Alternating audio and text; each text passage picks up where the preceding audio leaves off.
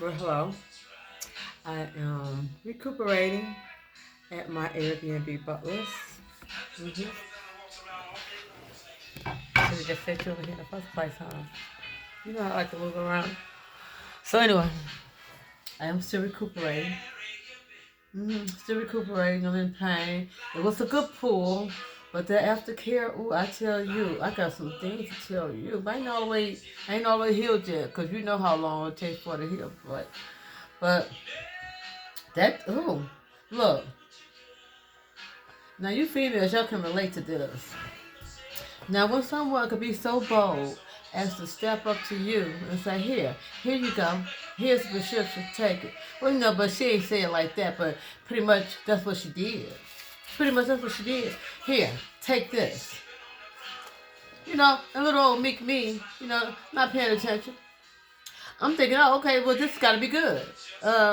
Instead of amphetamine, extra strength, 500 milligrams, it's got to be good. You know, it's coming from the pharmacy.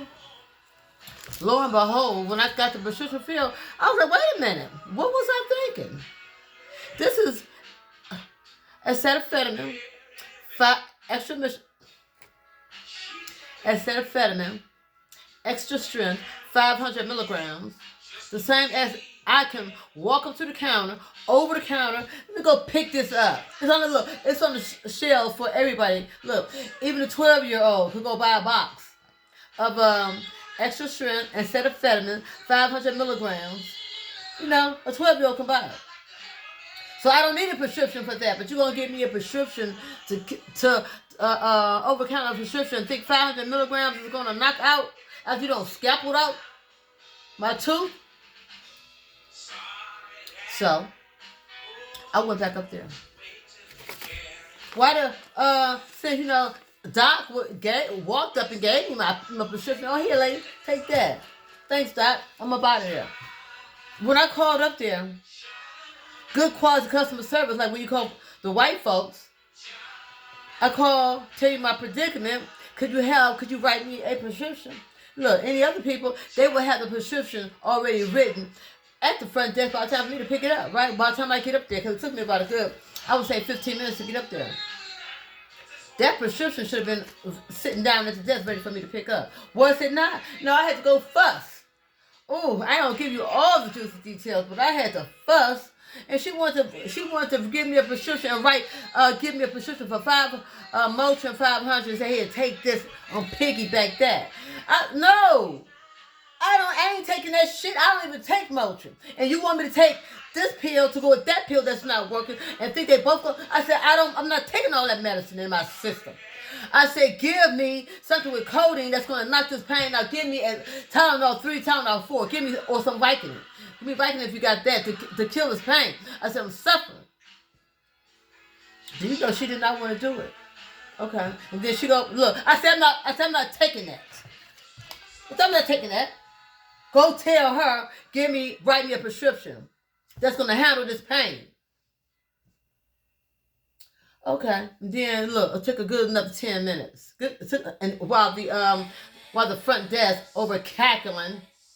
Oh, I wish I would have heard it with my ears, but my son told me after we left the place, right? I wish I would have heard them cackling about crackheads wanting prescription. Because if I had heard it with my ear, I would say, hold up, bitches. I ain't a crackhead.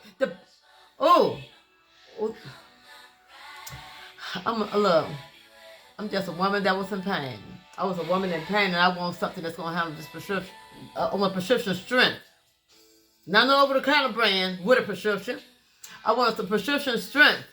That, look, I can't even go to the store and get it if I wanted to. I need a doctor to write, look, something that's strong. Y'all know. Now, here's for the popcorn man with the coon, with the house niggas. Okay, so if doctor could be so bold as to say, here, Miss Johnson, take that. And then And then the other girl, then I walk out the building, not realizing they had an in-house pharmacy, on the other side of the building, right? On the other side of the room. So I take my prescription to the pharmacy and outdoor, down the street, get a fill. But when I go back complaining, I said, Doc, write me something else. And then with protest, yeah, she acquiesced. And she wrote me a prescription for Tylenol with codeine, Tylenol number 3. Oh, I said, thank you, doc. And then look, how come the doctor walk it out and bring it to me? Guess who walked it out and brought it to me? Her little pickaninny coon flunky and gonna say, here, the doctor said you got to get it prescribed over there in-house. Take it over to our pharmacy and get it prescribed. Oh, I took it, I looked at it. I said, this is prescription, the same type of prescription you wrote me this morning. What you mean I can't? She said, you can't walk up the building with that paper. I should have said, bitch, watch me. Look, I should have did with Flair, and spun around on him. I said, I don't know what I said. But I should have been like, oh, look, I should have did a Monique on him. You know what I mean? Look, loud angry black woman. Woo. How you gonna tell? Look, you thought I was one of those yes sir niggas. Be like, oh, Doc said that. Doc said I can't. Okay, yes sir. Bitch, you picking nanny flunky to your.